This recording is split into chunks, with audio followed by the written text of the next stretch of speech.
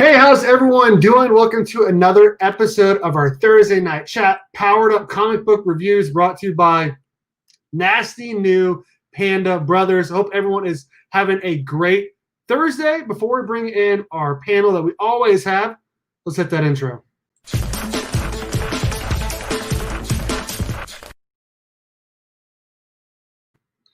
All right, as always, we're going to have a couple people joining us. It's some of my best friends in the community. First up, we got Ryan, also known as the New Guy. What's up, man?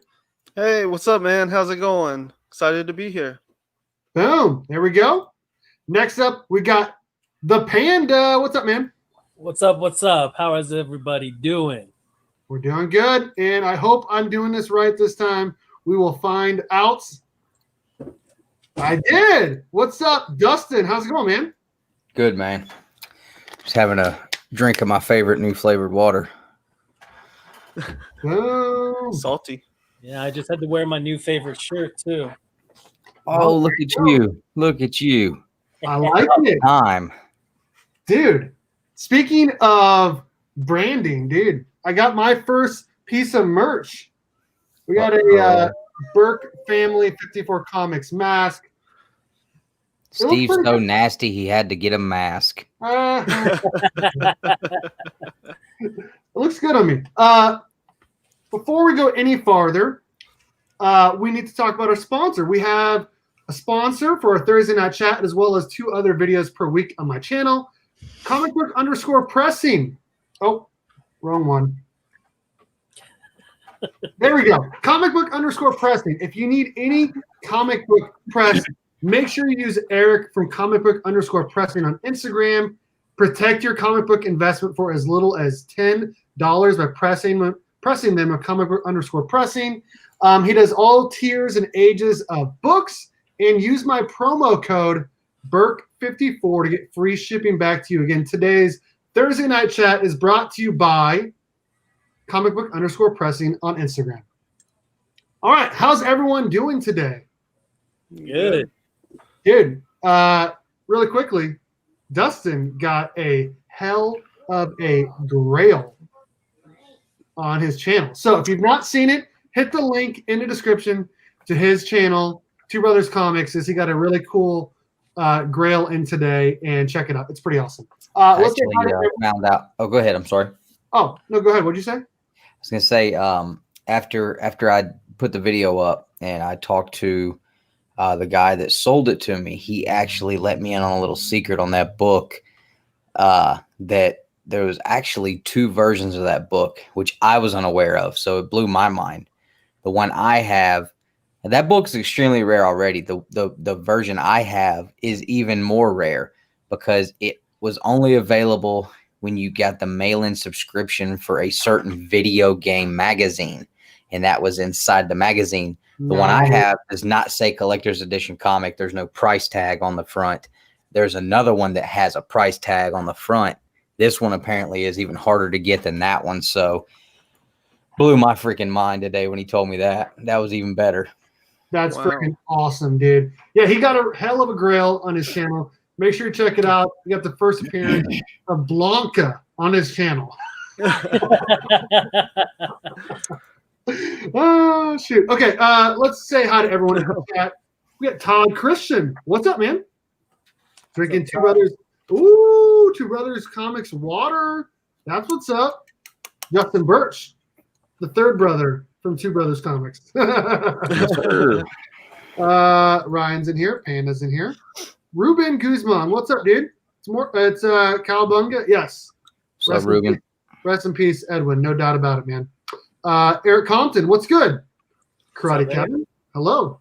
Kevin. Yes, you do. And I'm going to update my merch site with some more shirts probably by Monday. Yes, it is great to see Dustin is feeling better because last week he was not looking good, and I'm glad to see you feeling better.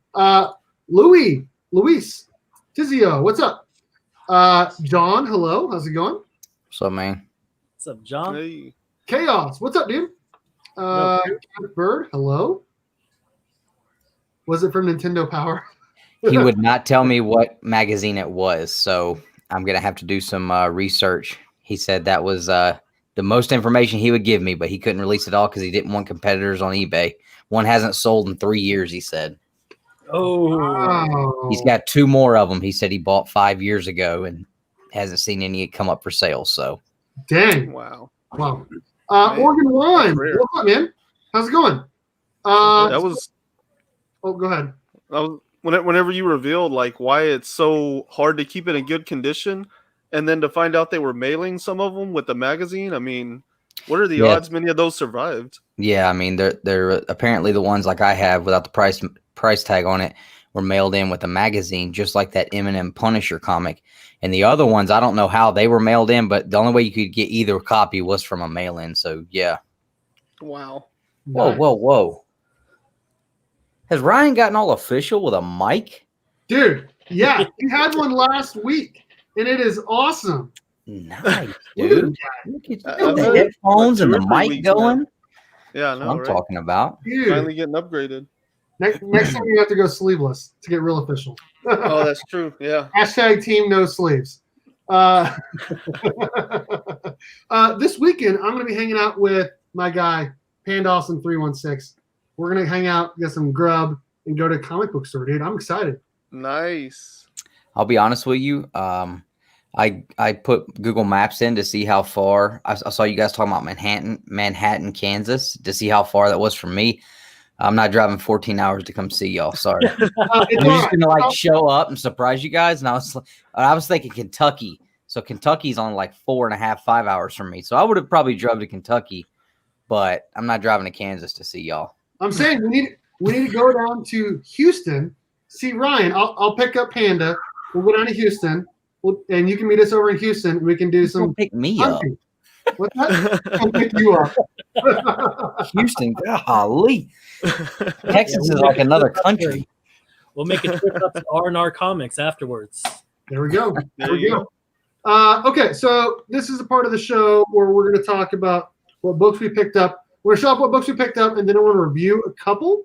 So I'm going to go first like I always do, and then we'll go to Ryan, and then Panda, and then Dustin.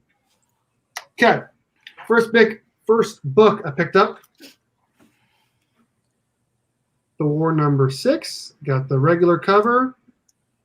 Probably should have got the spoiler variant because it's pretty cool, but this one's pretty cool too. We're going to be talking about this tonight, Thor #6. And then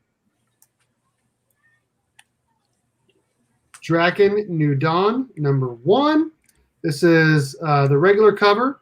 I got another cover coming in, and Panda's got a couple covers coming in for Draken New Dawn, and we'll talk about that more later. But this is one of the books we're going to be reviewing tonight because obviously we're all Morphin fans because it's always Morphin time over here. Next up, we'll also be talking about this. Batman 97. Anything Matina variants, I got to pick them up. Love all the Matina Batman variants. Had to grab the Matina variant. We'll be talking this as well.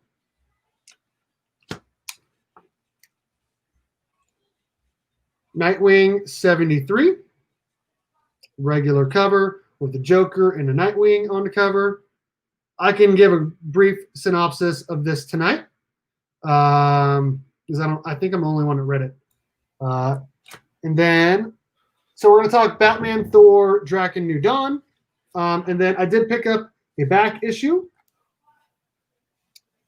Venom, #26, the second print. Pretty cool. And then I also got something else actually in the mail. Thor #4, the second print. Pretty cool. You got the Black Winter on the cover there as a kind of like a cloud thing. And then I also got some comic bag holders to hold my graded slabs so they are protected more. Are those like the Mylar ones? They are Mylar. Yep, I got them from Amazon. I want to get some of them. I need just some regular Actually, no. bags and boards. I'm sorry, I got them from my comic shop. I did not get them from Amazon. I usually get them from Amazon. They were $20. So that's what I got this week. Ryan, what you get? Oh, you muted yourself. There you go. Hey, yeah, I haven't actually made it We out still to the can't hear you, man. shop. Oh, I can hear him. I was messing with him. Come I'm on, like, Steve. oh, how many settings am I changing then? Yeah. Anyway, I haven't actually made it out to the shop yet. But I got the email, the confirmation email for what's in my box for this week. Of course, the regular Draken cover I have there, and the regular cover for Thor I'm gonna be picking up as well. And I skipped Batman. I haven't been able to keep up with that. I always seem to read the wrong one, so I'll let that go. And so I'm just gonna put Thor and Draken this week. Kick him off the stream. What, you didn't get Once in Future? Nuh-uh, I haven't been reading that one. Okay. Get out of here. What? Okay, Boo bye. this man. Who this man? I haven't been reading either. The Panda Brother. What you get this week, bud? I picked up 7 Secrets because I wasn't able to last week, so I found an LCS that had one. I did find the including TMNT Urban Legends number 26. Did have to get the Draken regular cover because I got a whole bunch of variants coming in from 616 and Jolzar and from Superman's Comics. I also picked up Avengers 35. My man. Reading this one, I love what Moon Knight's been doing in the Avengers. Dude. Killing it. I'm just waiting for Black Panther to get loose and just annihilate everybody. Dude, I know. I know. I've been waiting for it too. I didn't get a chance to read Avengers 35, so I'm really excited about that. Yeah, I haven't either. But I did read Once in Future, number 10. And let me tell you, we'll get into that. Okay. Then, I haven't read any of it, so feel free to spoil away. Okay, and then I also got the guidebook because it was in my pull list. Because anything that says death metal, they put inside my my pull list. So I got this one. Got Batman 97. And then I also got Thor. Here's the regular cover. And then I also picked up the spoiler cover as well. Dude, do you think there's going to be any more by Saturday? You know, let's hope. Let's hope. Oh, and if you guys haven't checked it out already, I got these in. Yo. Right on. Heck yeah, man. So shout out to my boy, Justin Birch. If you guys aren't watching him, go check him out on Two Brothers. He's got some great videos coming up. Oh, yeah. Dude, I think he's in here. He is? Yeah. There he is. There he is. Awesome. I also have. What do you have? Casey Jones, Raphael. And then there's someone else that has the same thing. I actually have another pack over here. I've got a mail to Houdat tomorrow that he purchased. So there you go. He was the second person that hit me up about them when they came out. It was Panda and Houdat. And I told him I found one box at my Walmart this past Sunday. So I hit him up. I was like, hey, I couldn't believe it, but it's here. So I'm convinced that the East Coast out here where I live, we just get everything in stores like 4 months after everybody else does. So yeah, my store just got them, I think, over the weekend because I think it was on Monday. Yeah. And I always look for it. And it was finally there.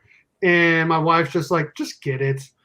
So where does this stuff touch down though? Because Newbie was saying that he don't get it in Canada either. So it seems like everybody that's talking about it, they can't find it. Let's say hi to everyone in the chat that we haven't already said hi to. Carlito, my guy. That's what's up. What's up, Carlito? Repair Tech Tony, hello. Let me see. Chaos is in here. He said hi to Austin LeMay. What's up, man?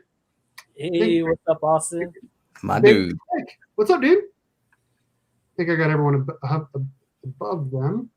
Yeah, Justin, the search for Super Shredder has begun. Oh, don't you have one of those? What, Super Shredder? Yeah. No, not yet. Dude, I'm looking for it. You have a shredder.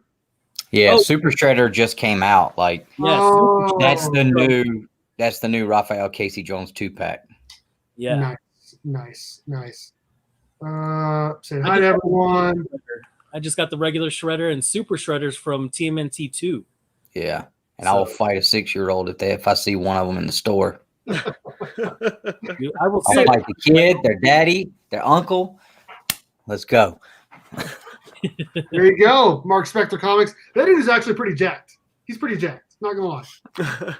Okay, Dustin from 2BrothersComics. What you get this week, bud? I got a lot of stuff because I spent the last 2 days. Let's see, today's Thursday, so I spent Tuesday and Wednesday hunting with Jason, the Southern Comic Geek. He was out here, took him to a couple of my honey holes. So I'm not gonna show everything I picked up, but Batman 97, both covers were so good. I again had to grab both.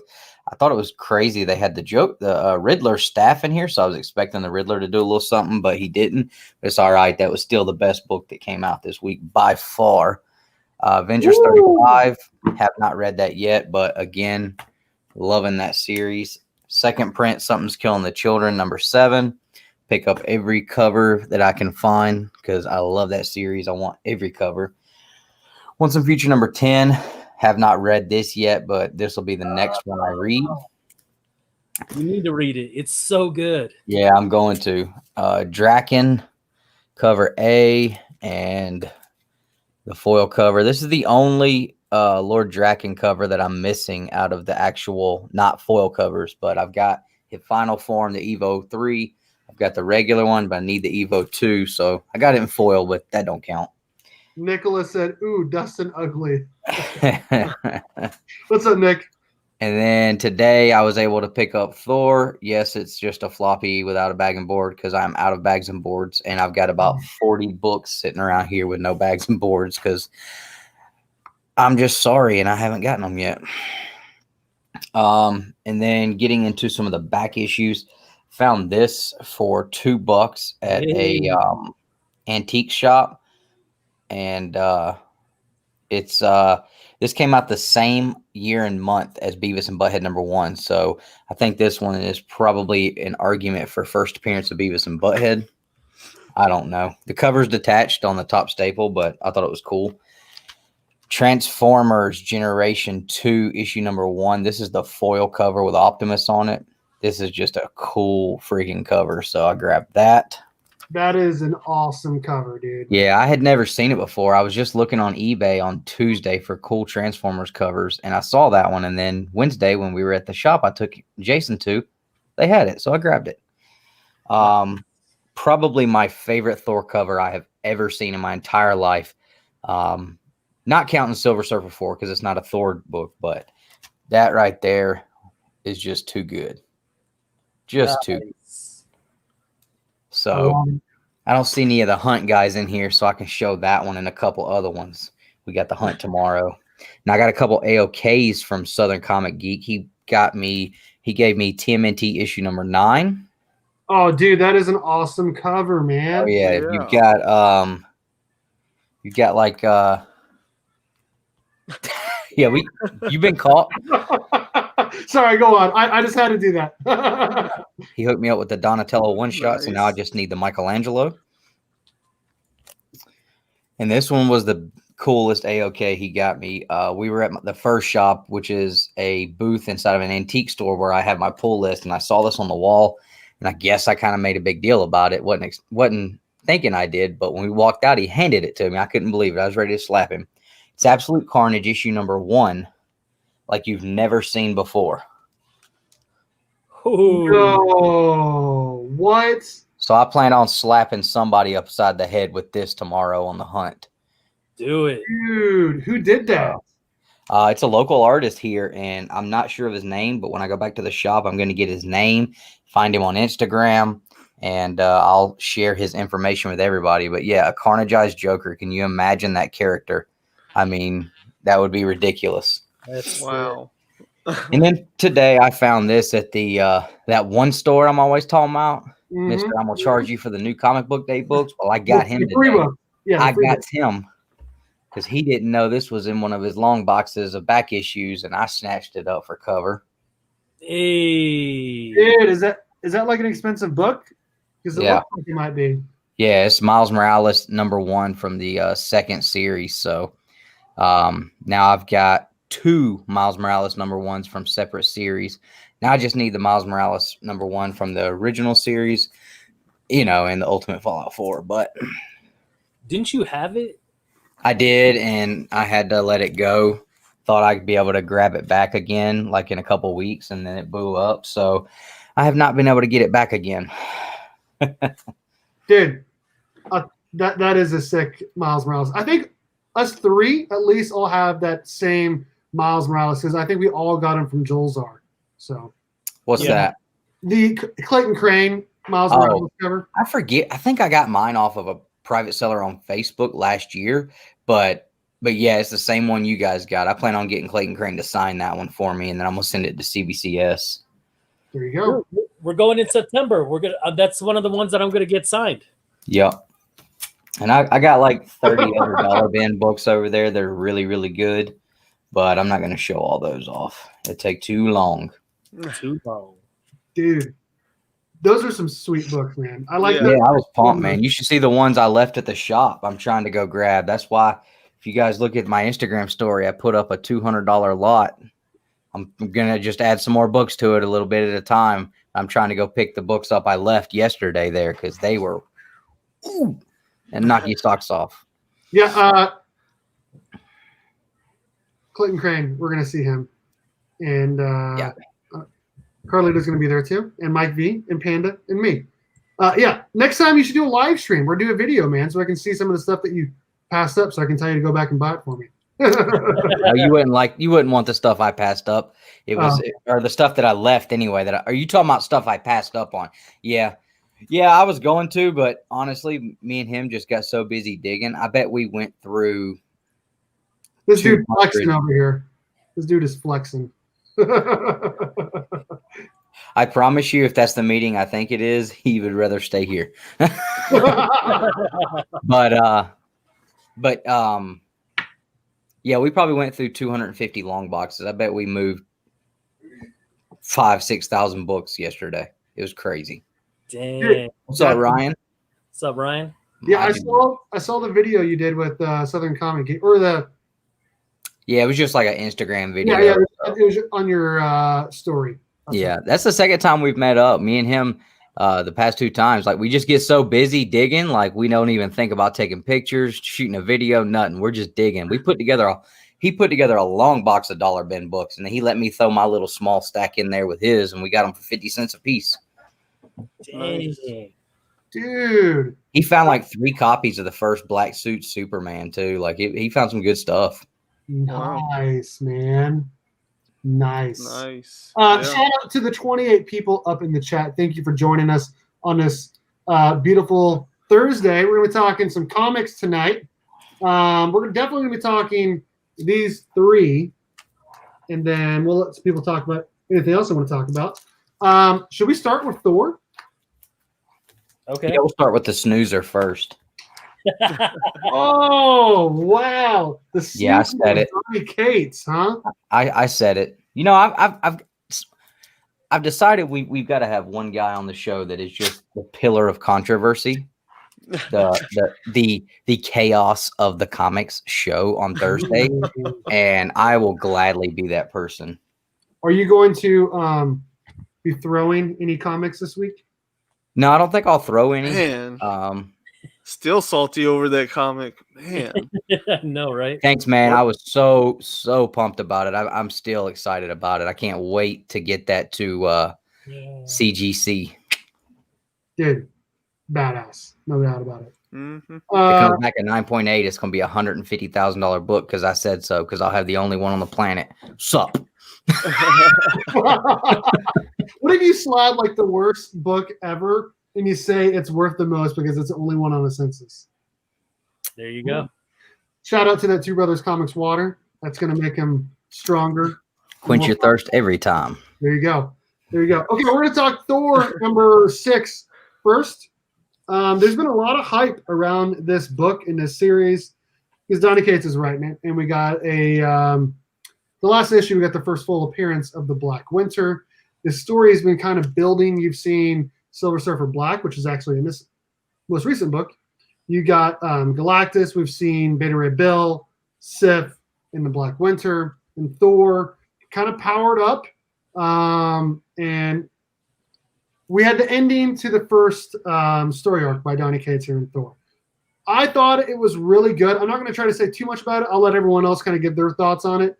But it was not what I expected whatsoever, honestly. It was not what I expected, especially the ending. The ending was crazy. So if anyone does not know, this will be a spoiler review.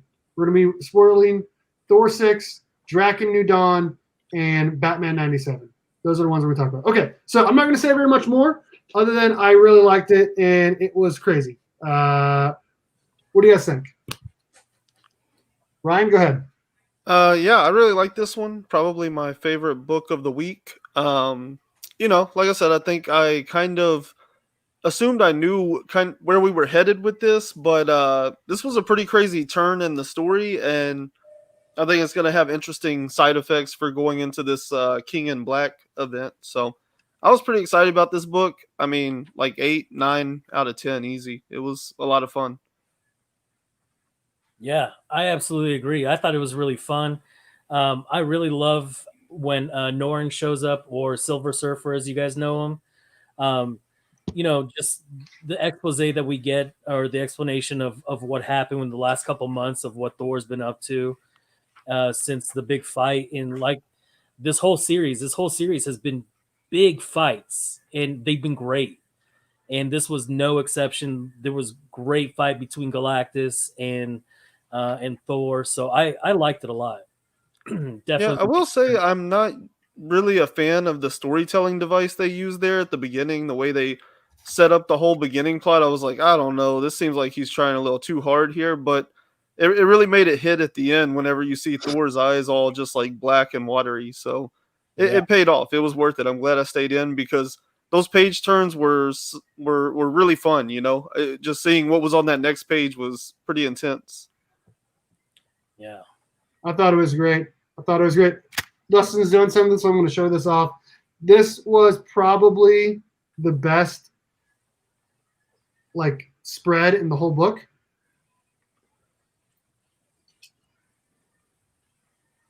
Mm-hmm. Yeah. I sentence you to death. And Thor literally sentences Galactus to death. That art is incredible. Obviously, the story is incredible, but this art on this particular page is amazing. Yeah. All right, let's hear Negative Nancy. All right, so here's the deal. This story has been awesome. Look, Ryan's like, I'm not even gonna listen to this garbage this dude's about to say. I'm just gonna he muted the mic, not me. It's been great up to this point. I thought this issue was weak. We were looking for a big fight with Galactus, Thor, the Black Winter, like that whole thing. Like, where was the fight? We saw Galactus and Thor, and what happened with them? What happened with the Black Winter? Like, you show up, you spike this. The issue 5 spikes through the roof. People getting excited about what's going to happen from here on out, and then we don't get nothing from this character. Come on! And then I'm so tired of every time Galactus gets wrote into a story, this dude gets chomped off, made to look like a chomp.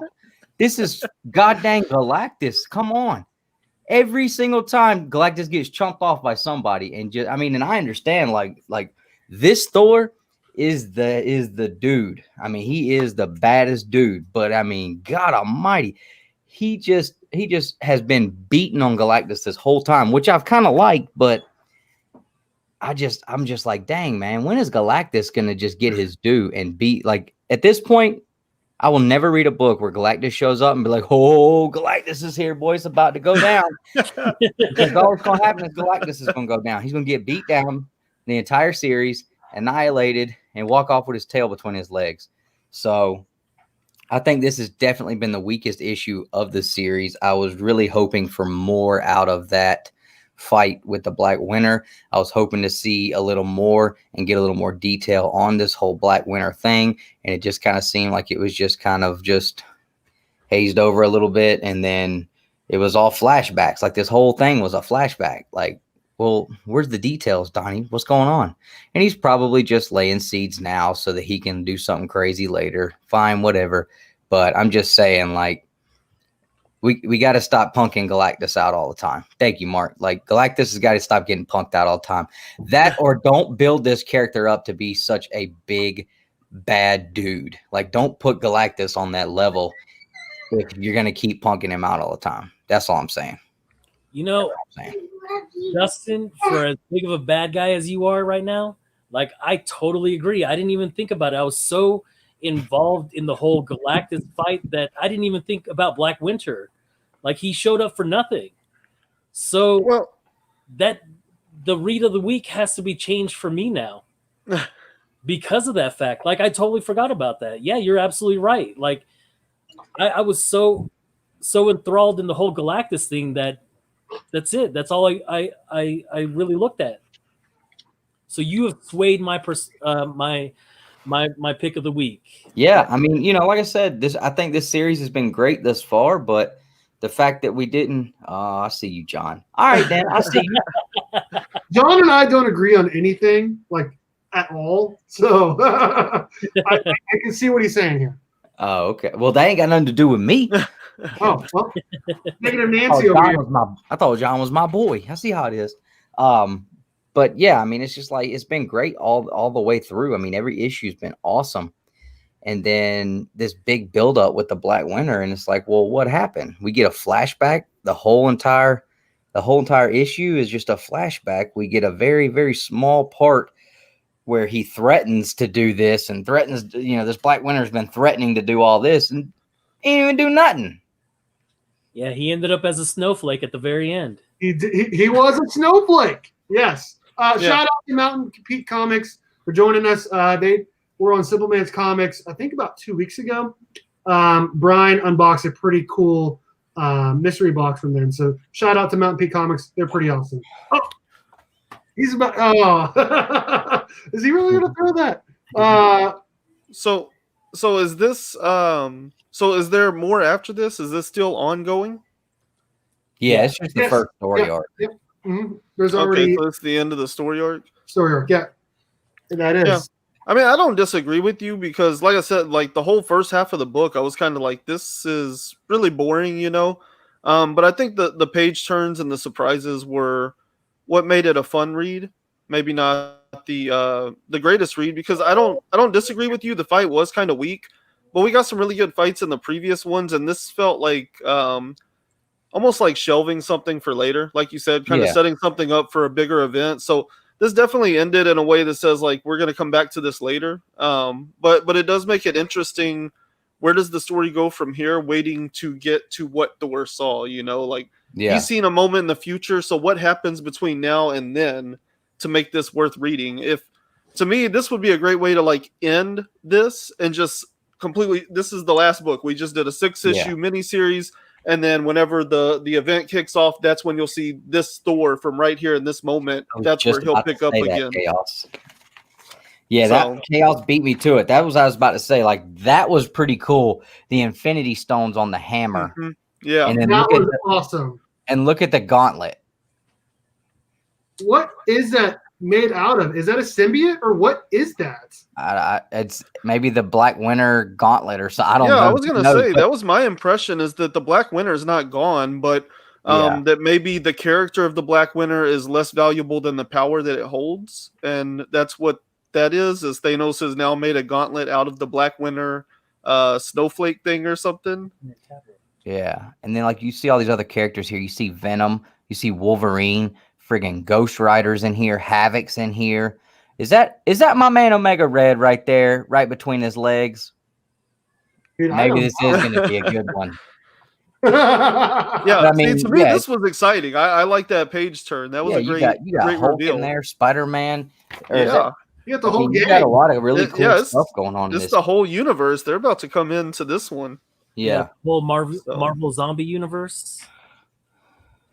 Yeah, I mean, my one complaint there is it's Thanos, and like that's kind of just riding a wave. Yeah. It's been overdone. Thanos has been overdone. I feel. Yeah, I wish it was a different like big bad, but it was still a great reveal. Well, they just killed the other one, so For Ranger Slayer, yes, you need to read a free comic book day book first. If you don't know anything about her, read that first, and then the Ranger Slayer one shot, and then Draconudon #1.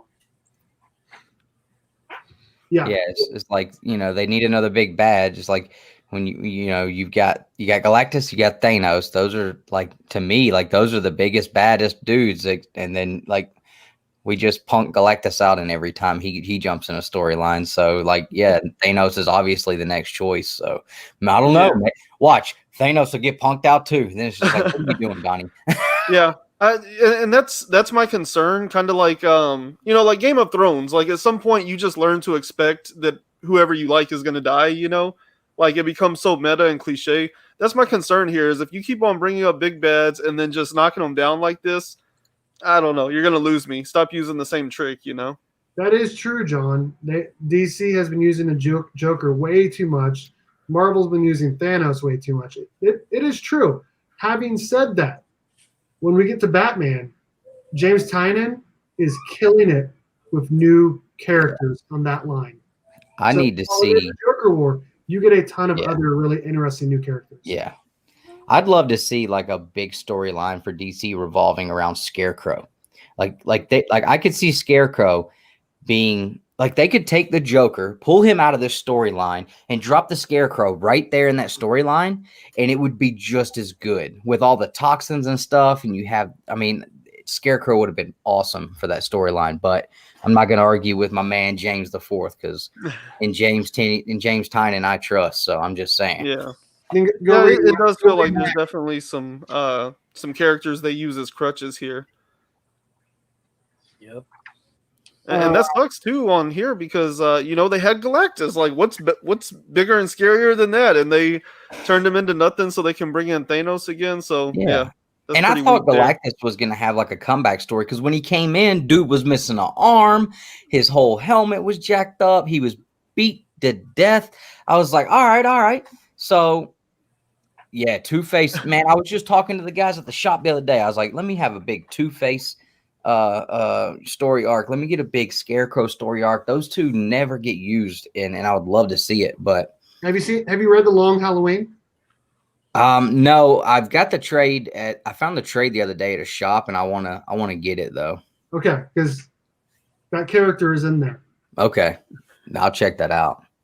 But yeah, like I said, I thought they were kind of building Galactus up to have, like, some kind of strong, like, comeback story in this, with him coming in beat up and everything, and then nope, he pretty much stays the same. He's the whipping boy the entire time, which yeah. And it would have been great, because they specifically expressed, like, how much more powerful Thor is than him. Like, he gave up his cosmic power and took it back. Like, they established that, Thor is, like, something mighty here. So to see Galactus come back and overtake him again, like, that would have been incredible.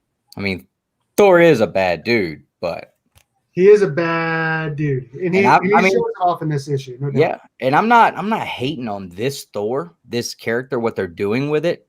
I'm really enjoying that. Like I said, I just hate that, one, they built the Black Winter up, and we didn't really get a whole lot of payoff on that in this arc. So who knows how long we got to wait on that. And then just the way that they just kind of dissed on Galactus was just kind of like, I don't know. It will be interesting to see how they assumptions, of course, but if anything about this King in Black is anything like what we expect, I imagine they're going to be tying symbiotes and this Black Winter's power together at some point. Well, and I think a lot of people were hoping to see something along those lines in this book, and that did not happen at all. Mm-mm.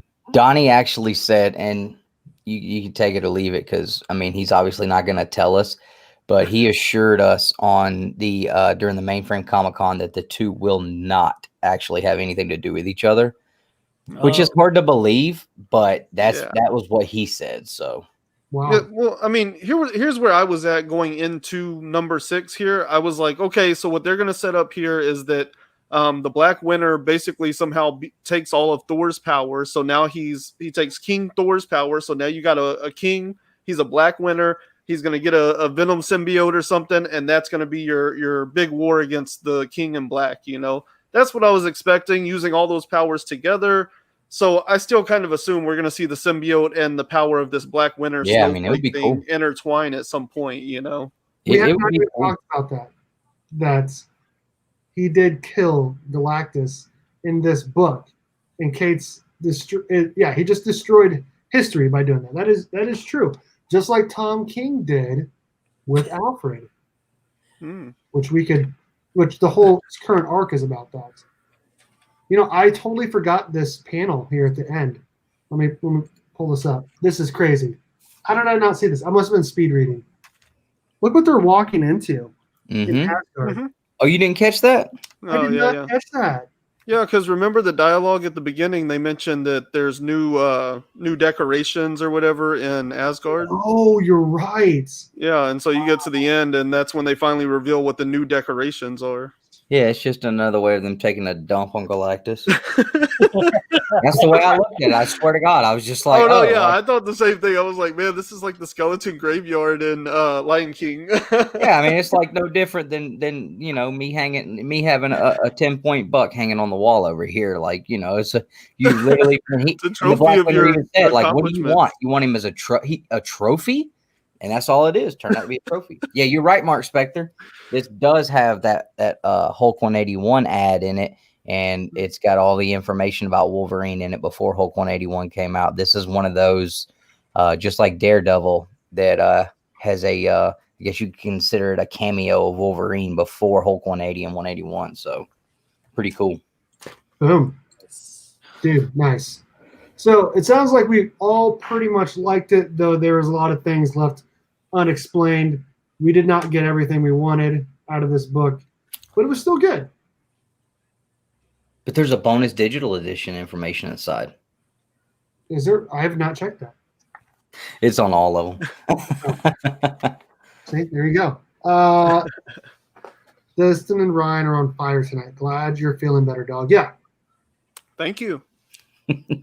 I am glad that Dustin is feeling better, and I'm glad we have a full panel tonight because we got some of the most fire books that came out this week, probably since that 1 week where both Dustin and I had 1,000 subscribers and back-to-back days.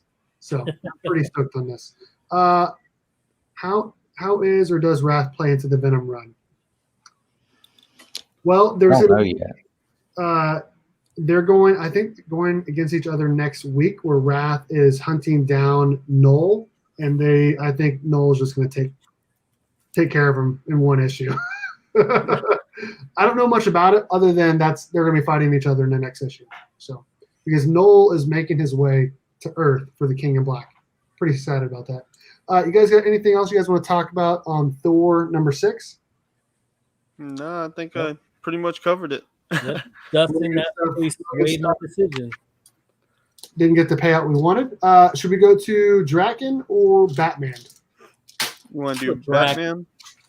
What? Let's go Draken. Well, I didn't read Batman, so I'll be silent on that one.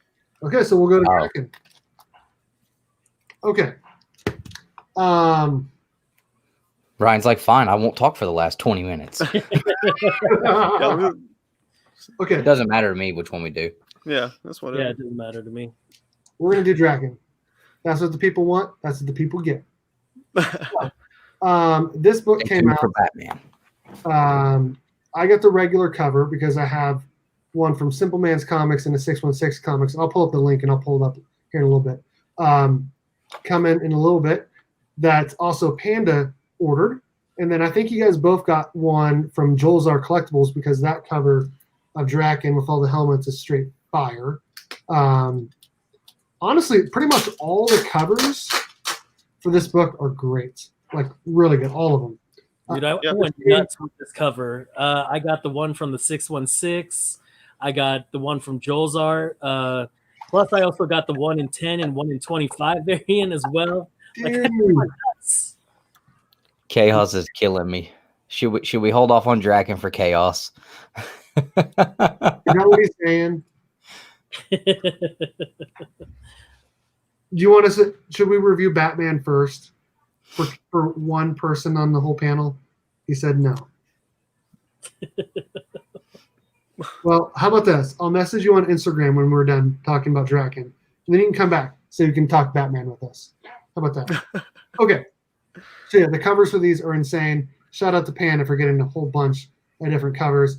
I'm going to pull up the cover really quickly that I announced for them for Simple Man's Comics and the 616 Comics on my channel. Let's see if I can do this without messing up. I always mess up. Okay. This beautiful Steve Morris cover. What the heck? What? My goodness.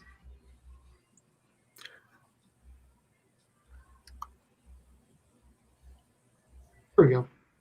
Beautiful Steve Morris Virgin variant, limited to 500, $24.99 each. And they do offer bundles where you can get the 2 extra covers, I believe, for $30.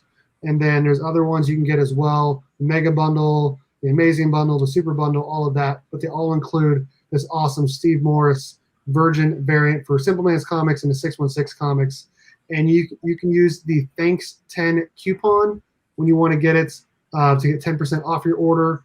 And then if you're a first-time buyer from them, I believe you can use a coupon, at least on the 616comics.com, that says first 20 to get 20% off your first order. So that is a pretty cool cover, and I appreciate them for letting me announce it.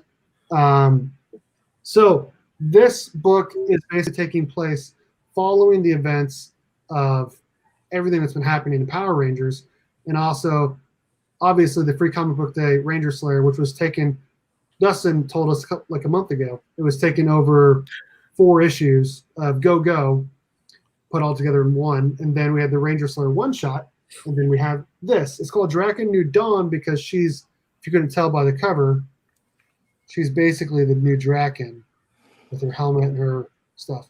I'm going to stop talking about it. I'm going to let you guys talk about it, but I have some theories on who someone might be in the book. What did you guys think about it? I thought it was great. Really good. Written by Anthony Birch, art by Simone Regazzoni. Not all at once now. Go ahead, Ryan. Start it off, Ryan.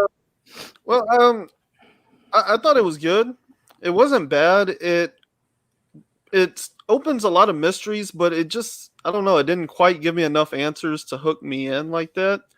And the art is not bad, but it's definitely better than what we're getting in Mighty Morphin right now. But it's still, it all felt a little flat for me.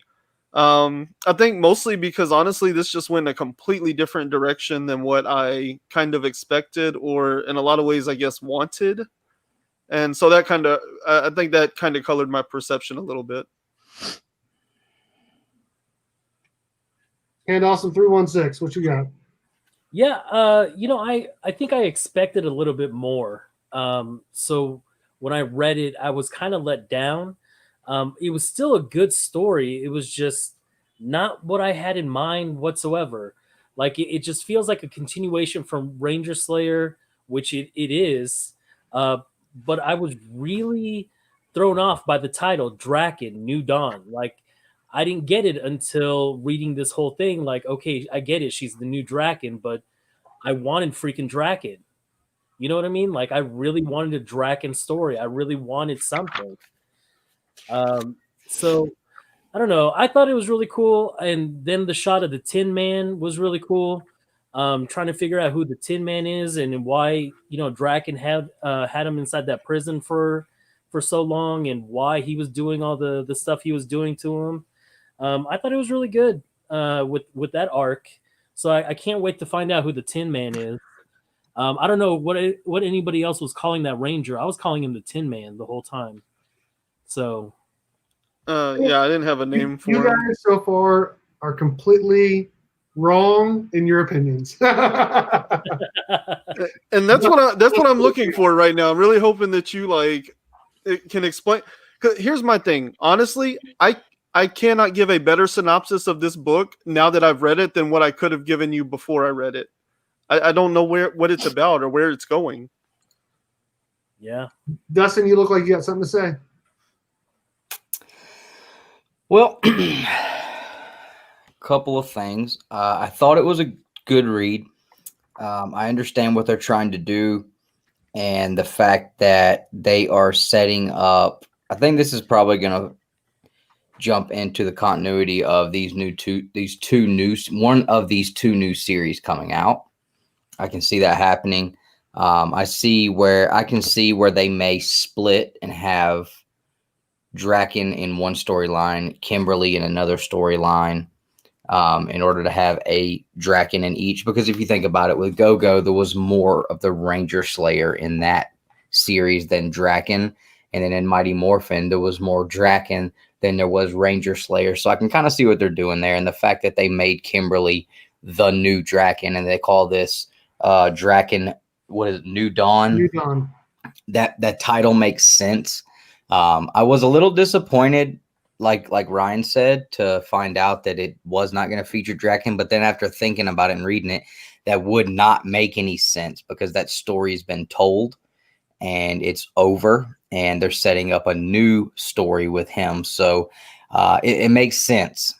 Not a fan of the design of the character, the costume at all. Not a fan of all at that. Dustin did not say it was not good.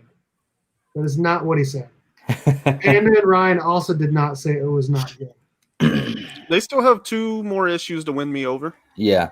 Right. This art here, that looks like a female.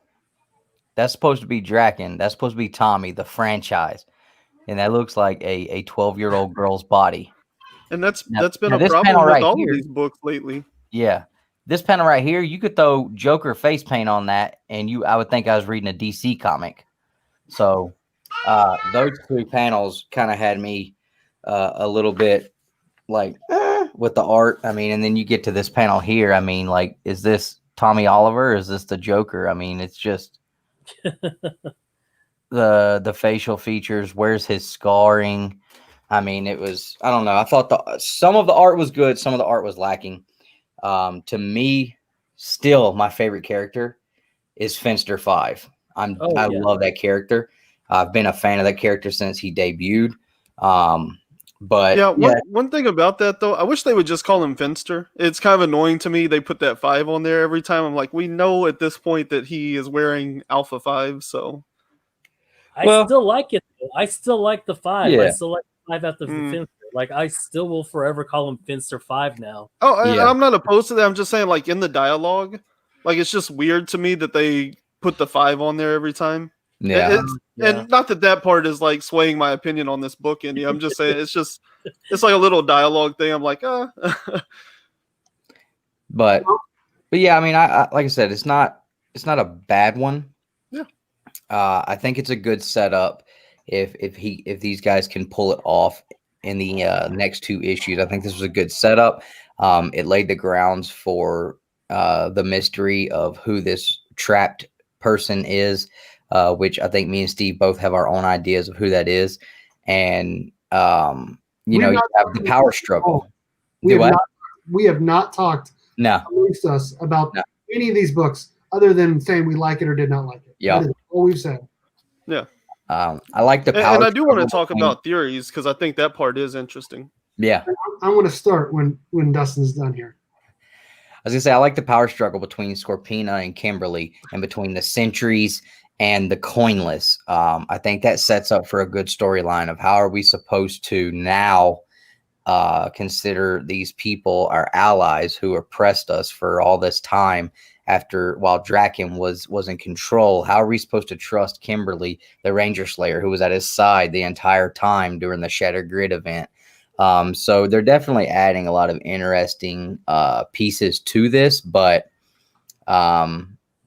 yeah, I mean, like, my biggest things were some of the art, and I'm not a fan of this Draken Ranger Slayer costume. Honestly, I think they should have left her in her regular Ranger Slayer outfit. I think that costume rocks, and I think it was perfect the way it was. And I think it's just they're just doing way too much with this new costume that they put on her. So that's my 2 cents on it. Okay. I'm here to tell you that I do like her new costume. I think this cover by Jung Yoon. I want to say his last name is Yoon. I think it's pretty cool, and I've always liked that bow, the bow of darkness. I do agree the faces were not good in this book. The rest of it I feel like is fine. Like the colors, I feel like are fine. Yeah, and you noticed colors Raul Angulo and letters Ed Dukeshire. Like those are the only two members of the team that have done like every single Ranger book. Okay. Yeah, I did not know that, so that's awesome. I thought it was interesting that we jump right into Adam missing an eye, which Adam came back or made his appearance in this universe in Ranger Slayer one shot. You mean Alan? Yeah. Yeah. And I like Zach being in here, Trini, obviously Kim. At some point, I think we would all like a morphing sequence from the Ranger Slayer. We have yet to see a single morphing sequence at all. That's one of my biggest gripes that I've seen. It didn't happen in Go-Go and all? It happened in the Beyond the Grid. Did it? Oh, yeah. Pterodactyl. Bow. Yeah, it's nothing like it's nothing like totally radical or anything, though. No. Pretty much the same, different suit shows up. So, yeah, obviously she goes into Deadlock, which is where Draken kept all his prisoners. And we come to find out she's fighting him at first because he doesn't know who he is. He's trying to say what he remembers. And he remembers just being in there and Draken always coming to him, making him watch what he's doing during the whole Shattered Good storyline and asking how he would do things differently.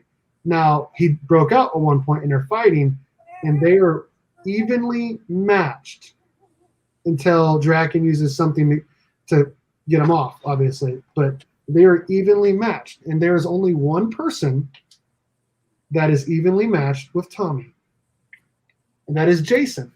Now, I went back because I was curious. We were supposed to count to 3 and say who we said it was at the same time. Oh, well, sorry. My show, my rules. Okay. So you think it's Jason too? Oh, it's 100% Jason. 100%. Because the whole time I thought it was Jason too. So I thought it might have been Zordon for a second. Like somehow he took Zordon from another multiverse, like before he got put in the tube. Like that was my other thought. But the more I started thinking about it, I was like, I think it's Jason, especially when you could see through the visor. You can see that it's a human. Yeah. Okay. I also thought that maybe it was like another Tommy.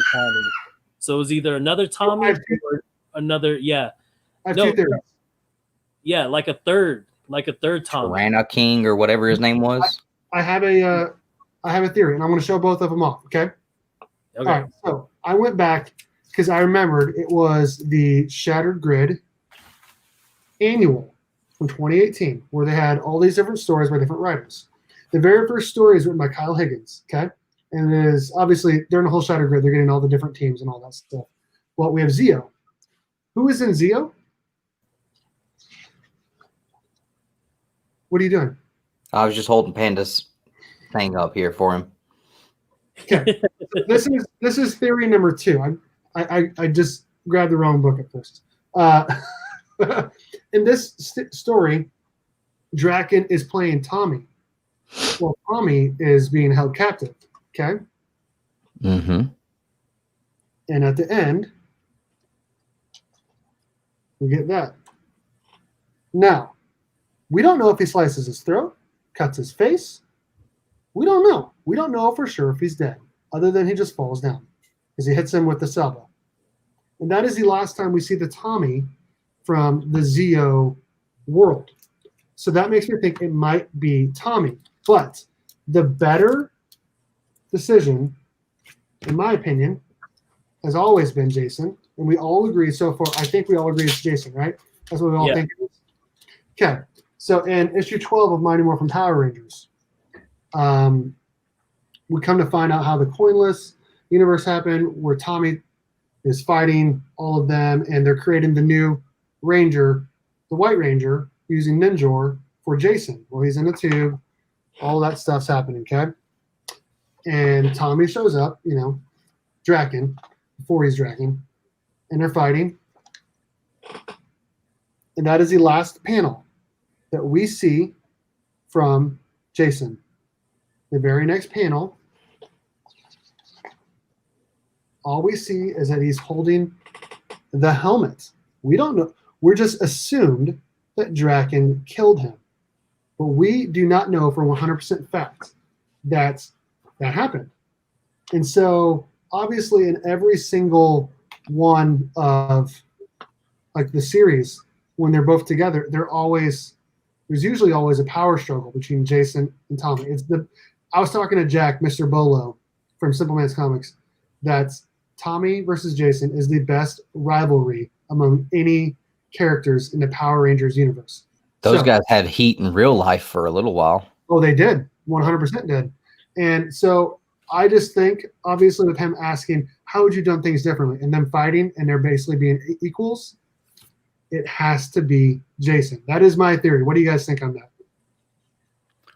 Yeah, I mean, my initial thought whenever I saw the suit and everything, I was like, okay, Zordon is stuck in between time and space, and so the tube is an anchor point, that keeps him from getting lost. So to me, like, I thought it would have been really cool to see them have built a suit that was an anchor point that could keep Zordon, we could get some kind of physical interaction with them.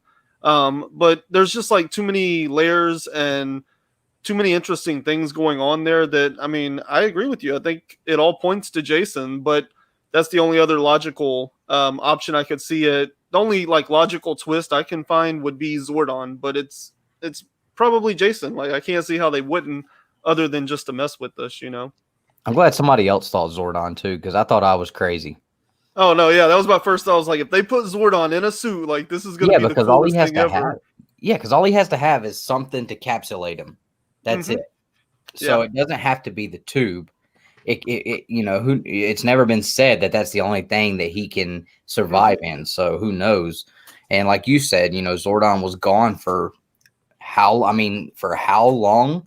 So, and all these different multiverses and stuff. And we know at one point Zordon was a Ranger. So yeah, who knows, man? But I definitely, especially after Steve just went through all that makes sense too. I mean, even the Zeo Tommy makes sense. That would be cool. I mean, I've only read through everything once, so there's a lot of it doesn't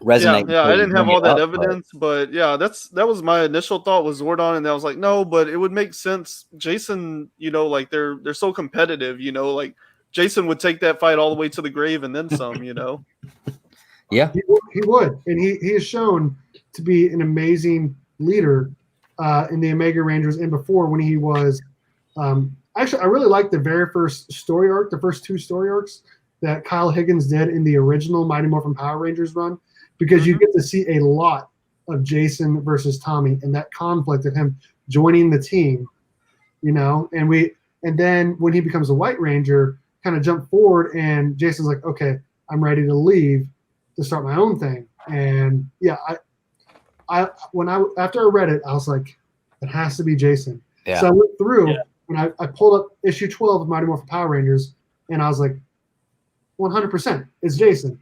I did pull up Shattered Grid 1 just to see, because I remember him being Tommy from the other universe, but it makes too much sense for it to be Jason. Obviously, that's like 90%. I'm going to say it's Jason. The other 10%. Yeah. And then detective work there, Batman. See, I prepared. I didn't Somebody say Batman. We could talk detective.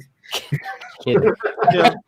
I guess my only other question on that although is, how does that tie into these this new enemy, and what's the connection there? What does he know? Like, I don't know. I mean, that part was really weird too. Where does that all come from?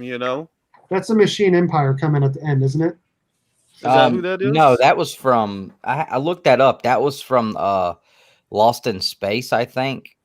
Okay. That's who that guy is. He's from Lost in Space. That looks like a female. No, it's a dude. You know, Drac can look like a female in here too, but if I you was look thinking.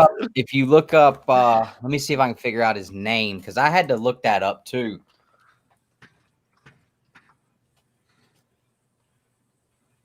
And you know, how does this? I don't know. How is this all tying in as well? No, we don't know, but we think that 10 man that's shown in here, Ecliptor. Jason. Okay. We think that person's Jason. What'd you say the person's name is? Ecliptor. Ecliptor. So this is on the very last page of the book. It's also been spoiled to be on the cover for issue 3 of this 3-issue miniseries, Dragon New Dawn.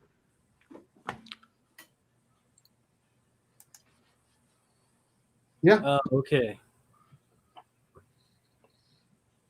So that's exactly what it looks like to me. That's the Rangers in Space guy, isn't it? Yeah. Under what was the chick? Astronema. I was doing some reading on it today. So he was basically like her Goldar. Yeah. Supposed to be powerful and scary, but pretty much useless. But who knows what they're gonna do here? It's Galactus then, right? Yeah. Oh shoot! I was about to take the overlay off so you could see, so people could see your beautiful face there, Panda. No, I thought this was a great issue. I think we've all talked about how we actually really prefer the Draken Ranger Slayer universe because it can step outside of bounds. One thing that was really cool that I liked in here that we have not mentioned yet is that, where is it said here? It says that basically Draken was afraid of the Ranger Slayer, but please no one tell her that because it'll go to her head. Yeah. And then she's also trying to figure out who she is as well, because she's like, am I Draken? Am I not Draken? Am I someone else? Because I feel like someone else because she's been good, bad, and good again. And now she's trying to get the Pointless and Draken team to work together. Yeah, and she was talking about how her new suit smells like Draken, like it's seeping into her pores, like she can smell it in her nostrils, like she's getting, enveloped in it. So I really liked it. That part was really cool, that internal struggle of trying to figure out if she's really good or if she's still under Draken's spell. Being here, it's like I can smell Draken. Like his stench is seeping in my suit, snaking its way to my nostrils. That's what she says. So I have a question. Go ahead. And I don't know if I just missed this somewhere or what. I'm going to share screen again. Where does this character come from, and could this possibly be who it is? That's a fan-made art. Oh, okay. I was thinking I missed something, but I was like, crap. Do what? Jason becomes the Gold Ranger and Zeo, and so they're merging his Red Ranger and Gold Ranger together. Okay. It's kind of another riff on the Draken idea of like merging different Rangers that they were, because that's definitely the Gold Ranger cover and Draken's with stuff, the red and everything else and the red morpher and all that. Yeah. I was just wondering. Okay, that makes sense. As a fan made thing, because I was like, I've seen that before, and I was like, did I miss that or something? And the splash at the end there looks a lot like the Omega Ranger design too, with like the metal, like the gold stripes down their heads and stuff. Like I was like, wow, that's weird. It looks exactly like the Omega Ranger stuff. So is that all crossing over now? I don't know. And we can talk later about who we think the new Green Ranger is that's coming in issue 55, I believe, of Mighty Morphin. And so we can talk about that another time. But yeah, I will say I do like the green backdrop behind the 10 man here. It almost feels like the Green Ranger like power. Like in the layer of darkness and all that. Yep. Mm-hmm. The candle and the power crystal and the chaos crystal and all of that stuff, which we're going to get more of in 53 that comes out next week. That's pretty cool. So, yeah, I thought it was great. The only things that, like we said, is the faces could have been a little bit better. I thought the artwork overall was good and the colors were good. I did really like that we got someone else other than Ryan Parrott to write it, because we haven't had anyone other than him since Kyle Higgins. And so it was really interesting to see someone else's take on the characters.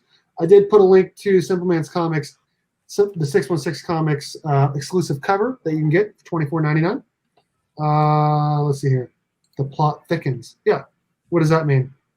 I think he was talking about with the smell of the suit. Oh, yeah. Yeah. Well, I will say my worst opinion of this book is considerably better than the combined best opinion I have of 51 and 52.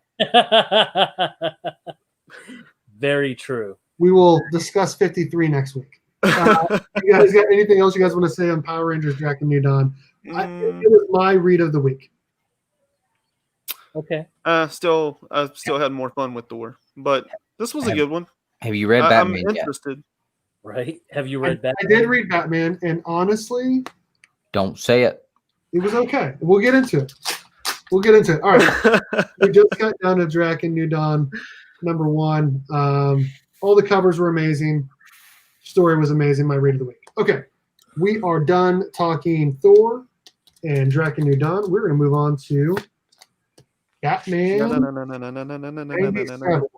was thinking it. It was in my head when you did before you did that. Great minds. You gotta get the Matina cover. Anything Matina does is gorgeous.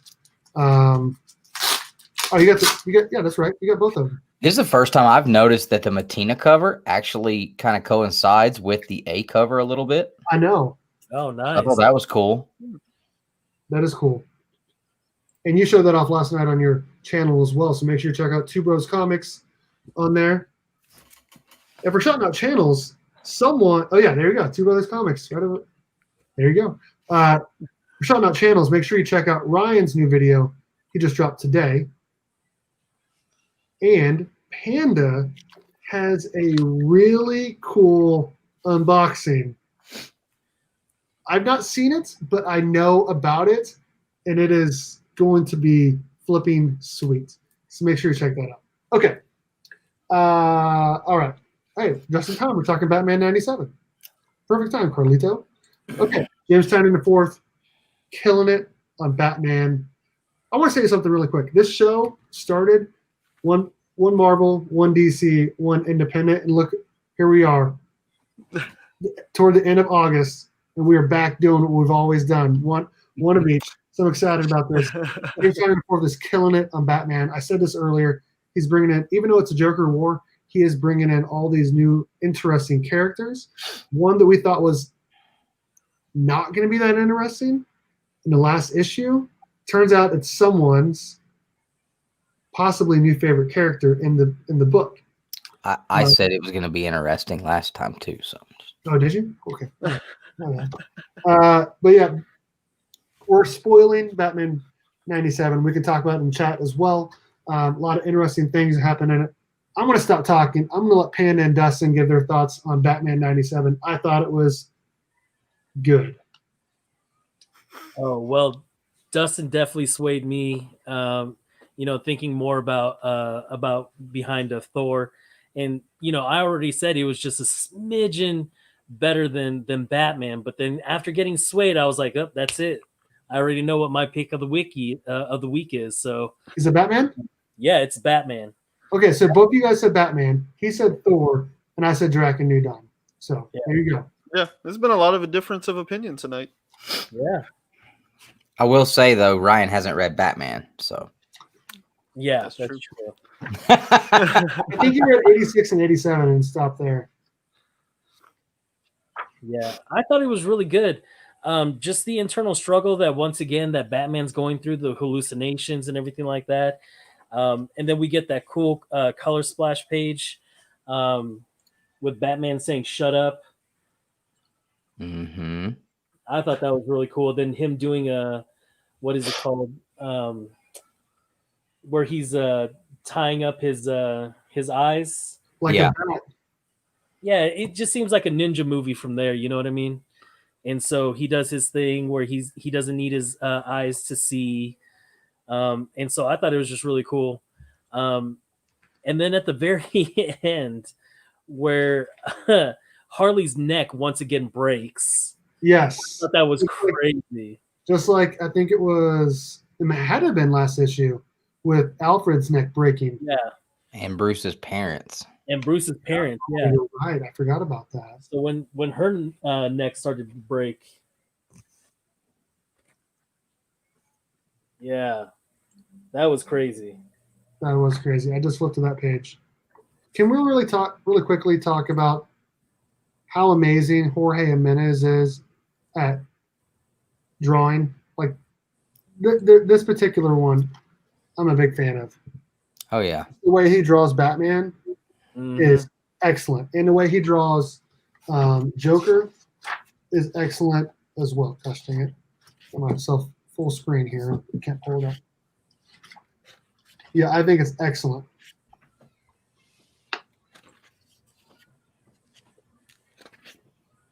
He does a good job of Punchline too, and Harley. Honestly, overall, he might be one of my favorite new artists that does interior pages, just because he makes it look so like normal and just great, and the colors are great too. I don't know who the colorist is, but overall, I think it's some of the best art we've seen, and he's been doing it for several issues now.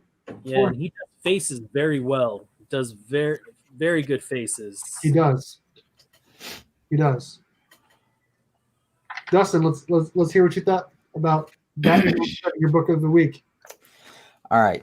So I love in the beginning the way that and I don't know how I'm gonna say this, but I love how they depicted Punchline in the beginning of this book.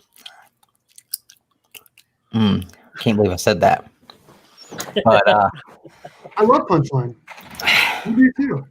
I'm getting there to where I like the character. I like the fact that she is running the operation, and she's running it with an iron fist here, making sure that everything's getting done, making sure they have all these barrels. They've bought up everything they can use to make this toxin. They haven't stole it. They are doing everything by the books. They're buying it up. She says, I love I bleeping love being rich, and she's got like this crazy face going on there. And then you've got some of the clowns are saying, they're kind of scared because there's been some clowns that are getting killed here and there. She just immediately just jerks this guy up, puts their knife to his neck, and is like, you might want to think about who your boss is, decide who you're more scared of, a kid that's killing clowns or the guy that's about to kill Batman. And like that was like really, really cool, and kind of the way that he wrote her to assert herself at this time. I'm not a closet Punchline fan. If I become a fan, I'll be the first one to let you know. I'm getting there. This issue was good. What's up? Then we jump into these two clowns driving around in the friggin' Batmobile. All right, now something that epic, I would have thought Joker would have taken the Batmobile, or even at least Punchline, but he just got two regular old goons running around the Batmobile. And the clown hunter shows that not only is this kid a violent, just dark kid with no rules. He will murder these people, but he's intelligent. Using, he says here, I used a fire hydrant and a transformer to stop the car. He wasn't sure if it would short circuit the car or not, but he did. And the clowns are like, oh yeah, well, this used to be the Batmobile, so we're good. You're not getting in here. And he starts to pour gasoline inside the Batmobile and just sets it on fire and walks off. You just he calls it anti-clown toxin. Yeah. It's awesome. I mean, you see the gasoline pouring in, and then just the flick of the match there. Like, this kid is tired. He's sick of this crap. He's like, Batman's not here. Batman's not doing anything. You know what? Batman's rules have not gotten us anywhere. Batman's rules have gotten us to where we are now. To crap with the rules, it's time to take this city back over. And he is doing it by force. So I really, really was into that. And like I said, I thought this Clown Hunter, when I saw what he did in the one panel he got in Batman 96, I was like, this kid's going to be cool. Like, this kid is going to cause a problem. And then you go back to where Batman is in the theater and he's got all of these, dead bodies that are trying to attack him. And the Joker says to him, who do you think is going to be more mad at you? The ones that died a long time ago because of your naiveness to think that, because you underestimated me and it led to casualties? Or do you think it's going to be the ones that died more recently that knew the longer that I stayed alive, the more of them would meet the Reaper? So to me, that was like a really, really deep cut right there for Batman. And that's why I'm really enjoying Tynan. That's why, to me, Tynan is across the board. To me, he's number one right now. I know everybody's on the Cates train, but Tynan is really putting stuff in this Batman series that is just, it really makes you think. Like when I read that, it makes you kind of think, like, what the heck is your problem, Batman? Like, seriously, dude. Like, you spent all this time, like, in the beginning, okay, you underestimated the Joker, but then this has been going on for almost 80 years. He's going to keep doing it, yet you've allowed it to happen. Batman, you have allowed this to happen. This is on you. And I love the way he kind of flipped that to where it's like, well, can you really even blame the Joker for what's going on right now? Exactly. The dude is a genius with this.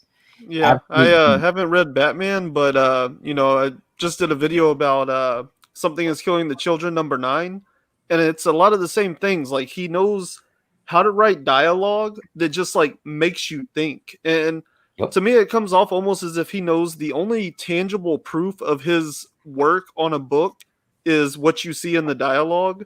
And so he just crushes it there, They write these books and, a lot of times the writers, you don't even see their writing. You don't even know it's there sometimes. But he knows that, and he uses the dialogue to just like make you think about what's really going on. Right. And Chaos said something earlier that really made a lot of sense to me, that he loves the way Cates is able to take the history. I forgot to message him. The history in the comics, he's able to build off that and bring it back and make it relevant again, but even in a bigger fashion. Tynan is using the history between these characters and creating something that's never been done before here. We're seeing a Joker here that's completely different than anything else.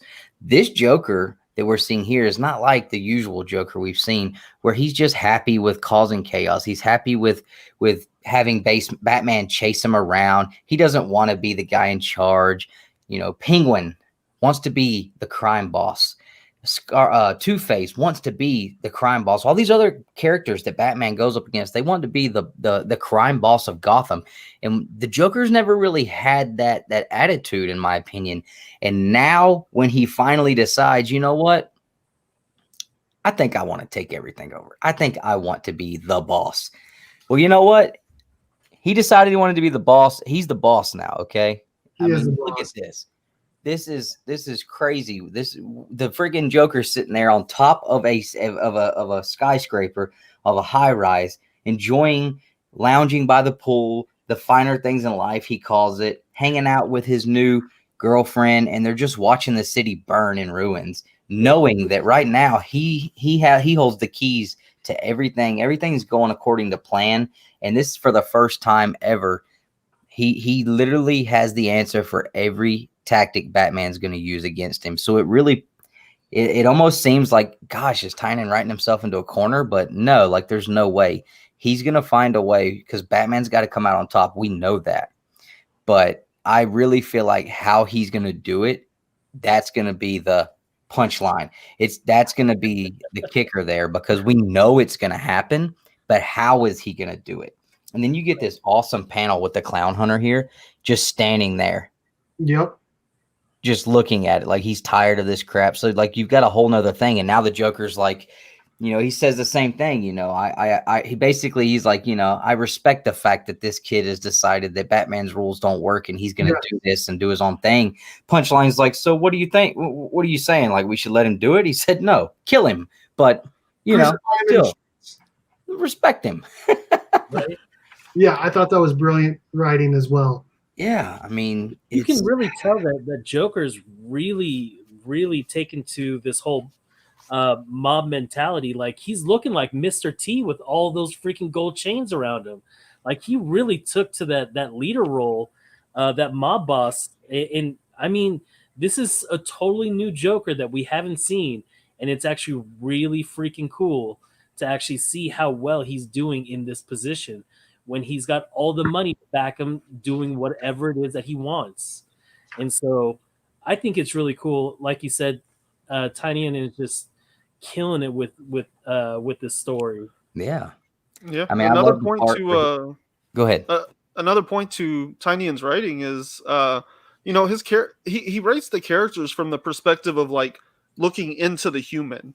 How would this human react to these moments? I think Kate's, a lot of his is like, how would this character react? Like, how does Thor react to this?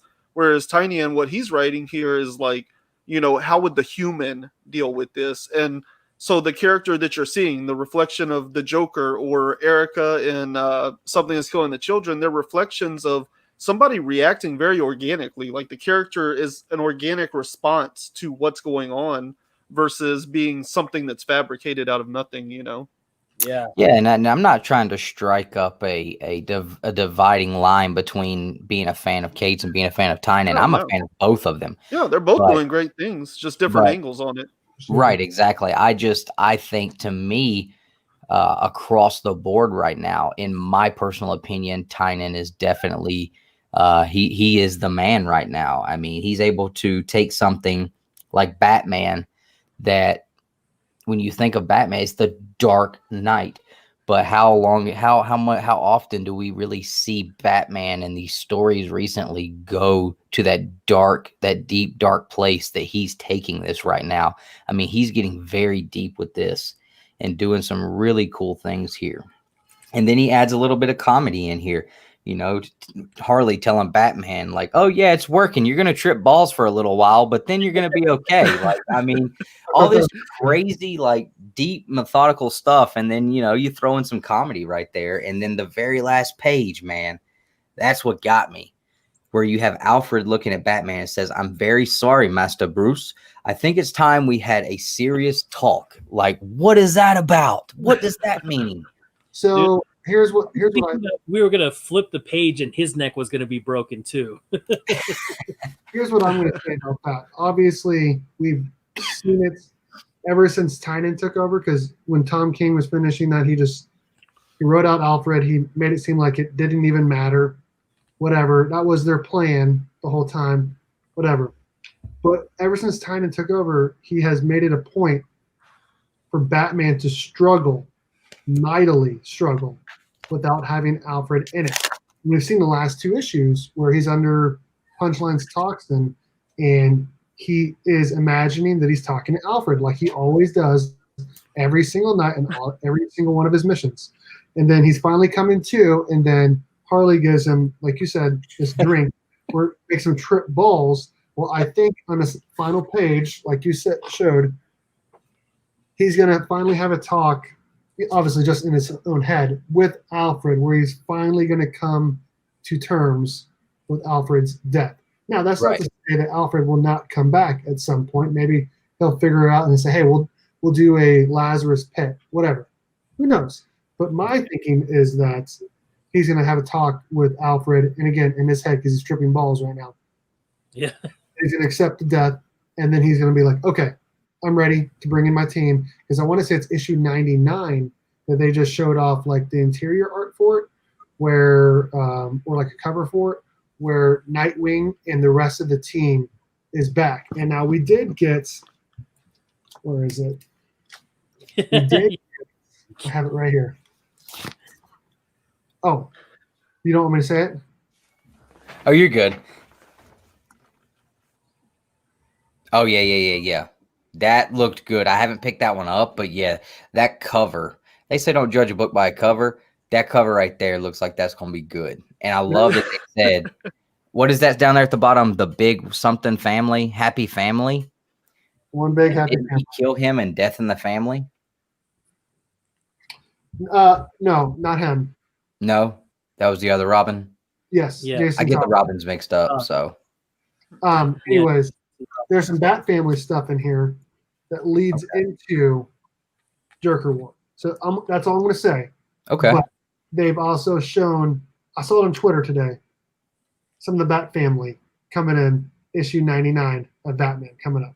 So I Right think on. this next issue, he's going to come to terms with Alfred's death. And then he's going to be like, okay, I'm making the call. I'm putting out the bat signal. Batman people assemble. Bat team assemble. So, yeah, this issue was really good. It was not better than Drac and New Dawn, but it was pretty good. It's pretty good. There was lots of this has the best interior art of any of the books we read this week. I would definitely say Jorge Jimenez is killing it. Yeah, I mean, so would you be okay? I'm okay. I actually prefer that Tynan doesn't change the canon right now and do what everybody expects and bring back Alfred. I mean, what do you think? I'm okay with I think it would be better to leave Alfred dead for a long time, and it maybe even throughout the rest of this series, leave him dead and then give us the story of how he has to continue to cope and how he has to continue to find a way to be Batman without Alfred, because we've never seen that. Dude, Steve, highlight Austin LeMay's comment, because I think that would be, after he gets throughout this whole psychological thing with Alfred, to have, Joker bring him back with the nanobots and have him really face the actual body of Alfred. Like, how is that going to freaking happen? Like, I love that idea, Austin. That would be cool if maybe we get to the last issue of this story arc, and like Alfred is back. The only way he can stop Joker is through Alfred, though, so he has to make that conscious decision to kill Alfred, for good. Ooh. To get to Joker.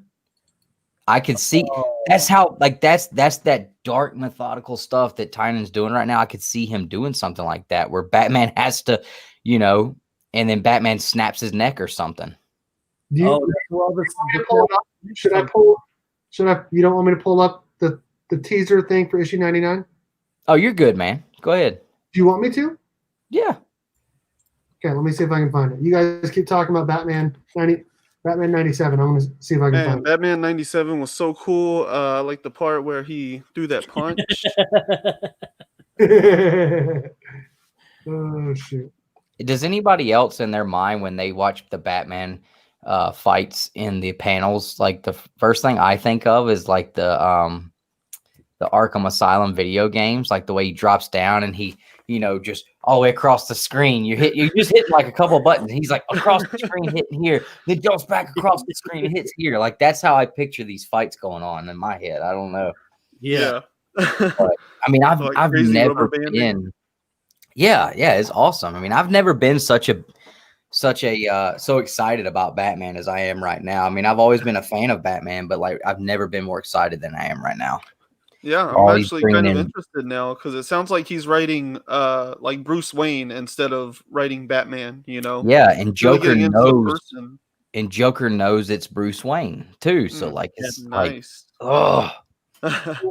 Red Hood. So someone asked us, yes, Signal is there. That's him right there in the middle. We also got Nightwing. Right now, he is Rick in Nightwing, which I think is, you can think about that. I will say the writing, though, by Dan Jurgens in Nightwing is amazing. His writing is really good. We get Jason Todd, and I think that's Damian. It might be Tim. I'd have to go back and read Nightwing. We get Orphan, and what is the other one's name there? Is it Orphan and Omen? I don't remember. And then obviously Harley and Barbara Gordon. So those are the ones looking to come in issue 99. Now I will say they've also teased. I'm going to click on the link here. Who is Signal? I've never heard of some of those characters. Signal is Duke Thomas. It looks like a cool character. It's like Batman Wolverine. He was created in the New 52. So this is the cover for Batman 99. Oh, Nightwing, the first Robin, the final ally. look at the other cover. The clown hunting. Oh, dude, Slab City. I'm gonna buy 100 of those and get them all slabbed, and I'm gonna wallpaper the walls. So I think we will get Nightwing back as Nightwing in this book. That I love those variants like that. Like Those 1 of 25s. yeah, I wished I would have got that Clown Hunter one. That Nightwing looks cool though. That is cool. This is, I agree. Yeah. Is that the Matina cover? I don't think so. Yeah. It doesn't- looks It's gotta be. Hold on. Chew. Okay. okay. I would say it looks like Matina, but it also looks not like Matina. Then we Yeah, do get- because they've been kind of going like sometimes somebody else will do that B cover like in some issues, but So yeah, so he is coming in as Rick, but I wonder if he's going to finish the issue as Nightwing. Man, Jorge Jimenez is that's a awesome panel right there of Batman, dude. dude. That is amazing. So that's coming up 2 issues from now. So somebody's been writing Nightwing as Rick for all this time, and they're gonna bring him into Batman and let Tinian fix him and So, send him back here's over. that happened was because of Tom King. Tom King had KG Beast shoot Nightwing in the head where he lost his memories. So ever since he lost his memories, that happened in issue 54 of Batman. I mean, I'd be kind of annoyed if I was the writer for Nightwing. So the Nightwing writer had to change how he was written because the Batman line gets, top billing. So they changed it. Dan Jurgens is one of the best writers and artists of all time. So he's been writing Nightwing for at least the last 15 issues, and he's been killing it. And I would like to see him write him as regular Nightwing versus Rick Grayson. So That just sucks. Like completely subject to what they do to your character. What the heck? what's up, Isaiah? How's it going? My thoughts exactly. Yes, Dustin. Spool territory for me, but I'm really enjoying this discussion. I need to get caught up, dang it. You do. And then after you read all of them, then you'll remember what we talked about, maybe, possibly. Yeah, I used to be like very anti-spoiler, and then somebody ruined the Green Ranger Shredder more. No, I don't know. I've started to find that the journey in a book is much better than the than the finale, and so I've really chilled on spoilers. I have a question on this Batman. Is this the same series as the like this? Did this Without the K, Rick, without the K. Was issue number 1 of this series? Was that the Snyder New 52? The Court of current Owls? This is the Rebirth run. So This is the Rebirth run. Yes. Okay, so that's right. 2011 to 2016. The current run is 2016 through current. The one-shot Batman Rebirth was written by both Tom King and Scott Snyder, and then 1 through 85 were written by Tom King. And it started off really well. Like the first 6-7 issues, like the first story arc was really good, and then just over time it didn't get as good. I wonder if they've got these in hardcover form yet, like from the beginning. Like I'm sure they'll eventually do an omnibus, but I don't know if it's been done yet. But I'd like to grab like now I'm at the point where I want to grab every single issue from 1 to where I'm at now, because I picked this up in 75, I think. So like I want to get 1 through 74 and just read it all, even though that some of it's not very good, but just to have it all and read it all, just because like right now. I mean, this is getting real close to like my absolute favorite thing I'm reading. Like it's really, really getting close to it. It's really good. It is really good. The only thing I can compare it right now to is probably Scott Snyder's run in the New 52. And I still want to get that omnibus and read that as well. I have every single floppy comic book, issue 0 from New 52 through current. Every single one. And that started in 2014?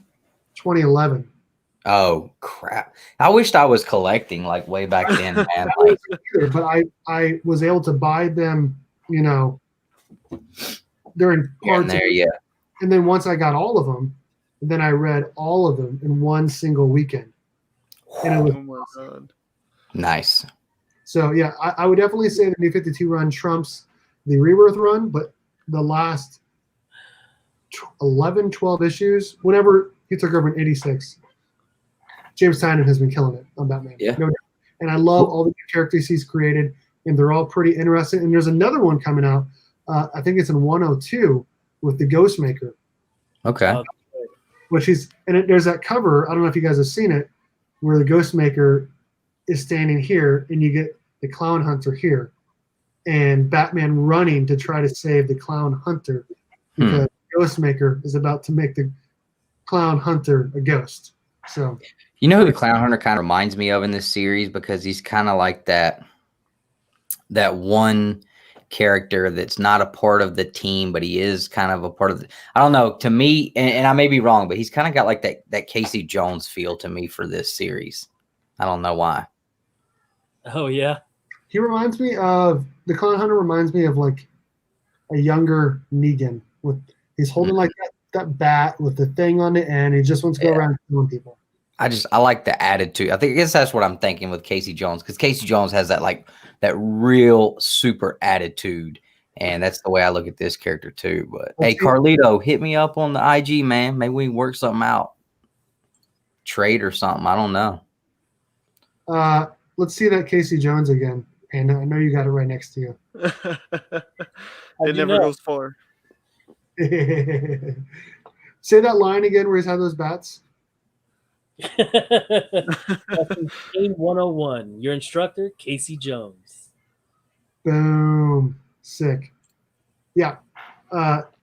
Batman has been really good right now. And obviously Dustin is super passionate about it because he's got all sorts of theories. And that's where I am, if you guys couldn't tell, about the Draken New Dawn. I was like, oh my God, this is so good. I had to go back and look at all this other stuff to try to support my own theories before it came on the show.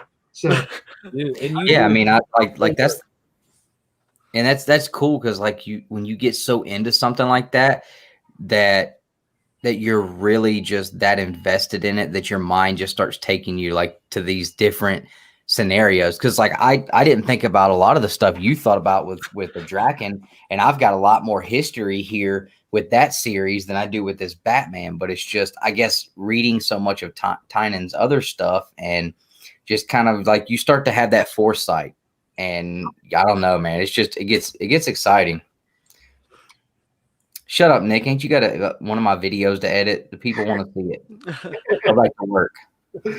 Oh, dude, this might have been one of my most favorite shows that we've done in a long time.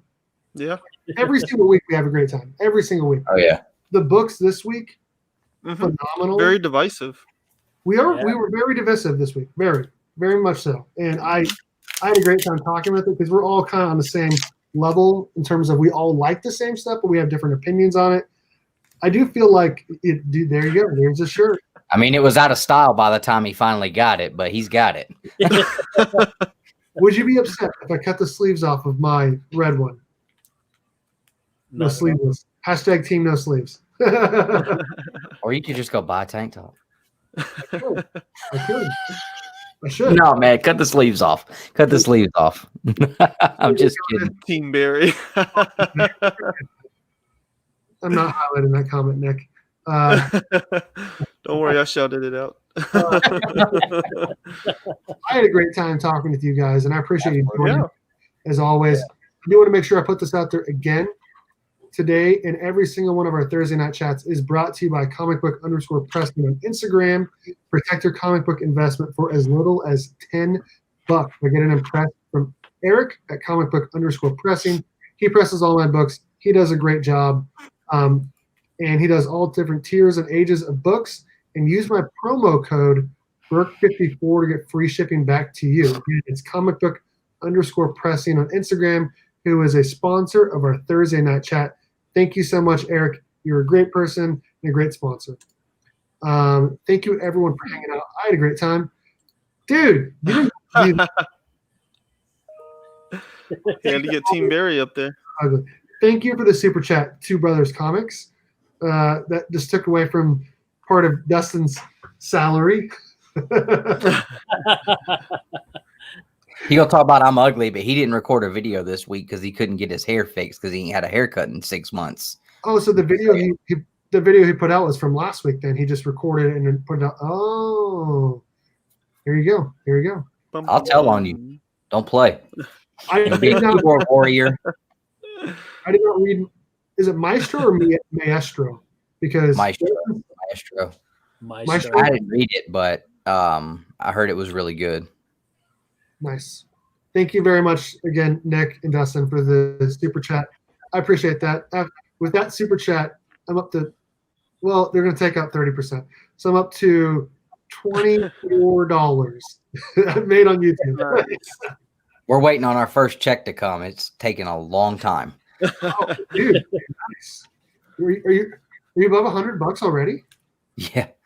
Dude, nice. Nice. Hell yeah.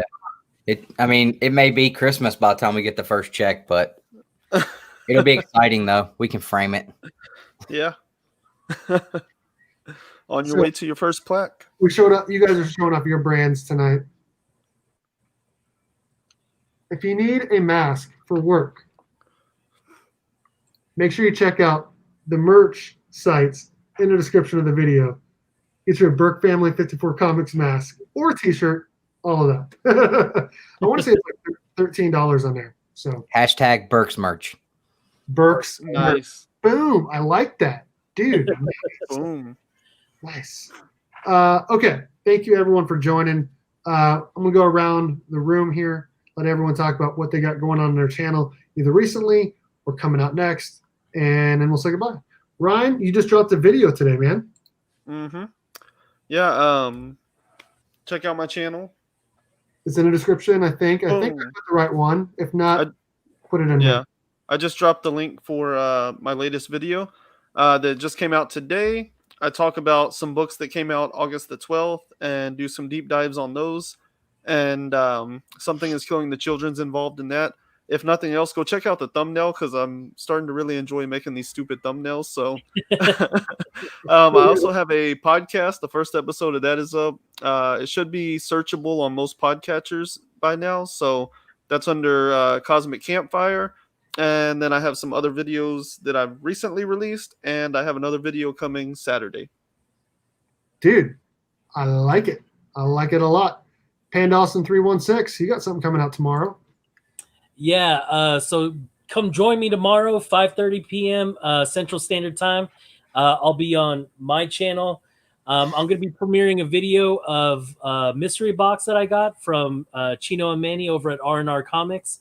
And once again, we're chasing after a grail. So let's come find out what I got over at R&R Comics.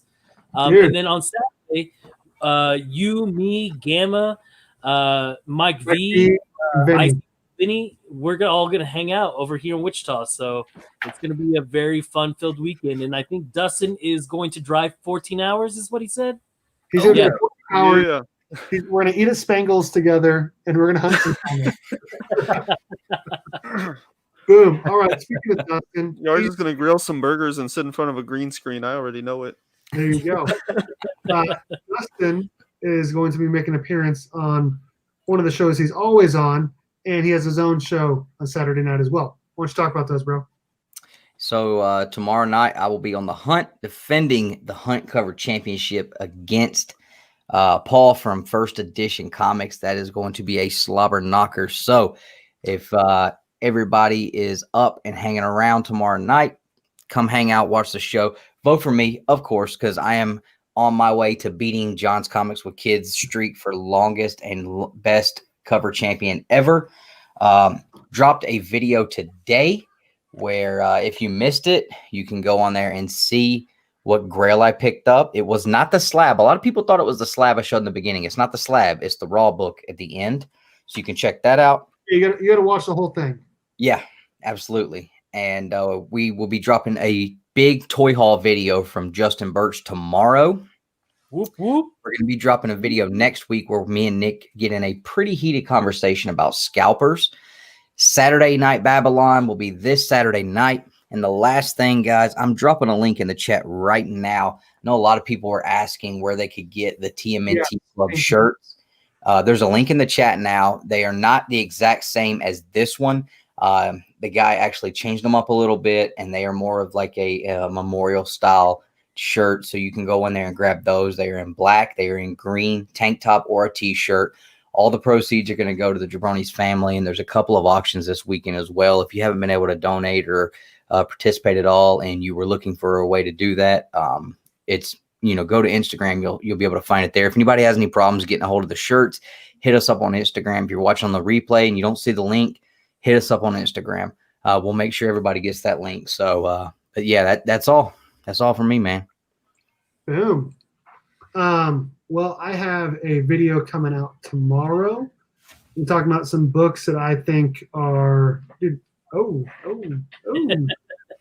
have some books that I think everyone should be looking into, specifically for this month. And then I'm going to be doing a video for my haul, hanging out with Panda this weekend, and Mike, and Vinny, because there's 2 mics. And then I might do a live stream of Panda as well. We're going to have fun time. So that's what we're going to be doing. And then I have another cover announcement video coming out on Monday, I believe. So thanks, everyone, for hanging out. Thank you to Ryan, Panda, and Dustin, this way, for always hanging out on our Thursday night chat. I always have a great time. Oh, my goodness. It's a big of a grill. I love that hat, by the way. I love that hat. That's freaking sick, dude. Thank you. Appreciate it. Got the little sewer on the bill there. Boom. There we go. And yeah, so everyone dropping links to everything. Please do that. Make sure everyone subscribes and follows everyone. Thank you for watching. We had a great time. Oh, cool. Awesome. And we'll see everyone next week. And as always, go Cats, Cowabunga, and it's Morphin time.